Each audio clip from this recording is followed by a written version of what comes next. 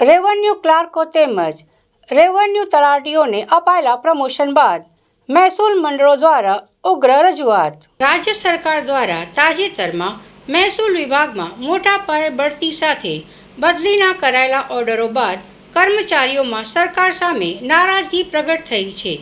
Revenue clerk તેમજ revenue તલાટીઓને અપાયેલા promotion બાદ 300 કિલોમીટર દૂર ટ્રાન્સફર કરવામાં આવી છે, જે અંગે મહેસૂલી મંડળો દ્વારા ઉગ્ર રજૂઆત કરવાનું નક્કી કરાયું હોવાનું જાણવા મળ્યું છે.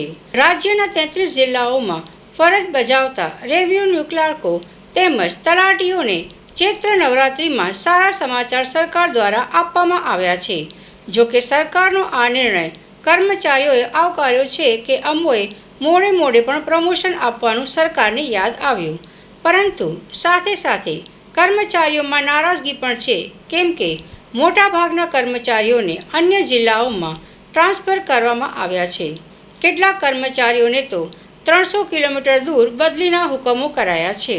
ફેર થઈ છે એ અમે ઘણા સમયથી રાહ જોતા હતા કે પ્રમોશન આવે એટલે એની એક ખુશી બી છે, પણ સાથે સાથે હવે મન દુઃખની વાત એ છે કે જે તે વખતે 10 વર્ષ પહેલાં આજથી અમે મેરિટના આધારે જ જિલ્લો વતનથી દૂર પસંદ કરેલ હતો અને હાલ અત્યારે આ પ્રમોશન આવ્યું તો અહીંથી બી દૂર અમે જઈ રહ્યા છીએ. એટલે એનું થોડુંક મન દુઃખ વધારે છે કે ભાઈ ઓલરેડી 10-11 વર્ષથી અમે અહીંયા સેટ થઈ ગયેલા હતા અને અહીંયા જગ્યા પૂરી હોવા છતાં અમને બીજા જિલ્લામાં ટ્રાન્સફર કરી દીધેલ છે.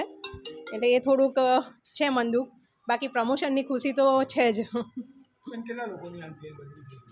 અમારે બરોડા જિલ્લામાં 41-42 સમથિંગ હતા, એમાંથી 2 જણ સિવાય ટોટલી બધા આઉટ ઓફ છે જિલ્લા, બધાને બહાર મૂકી દીધા છે.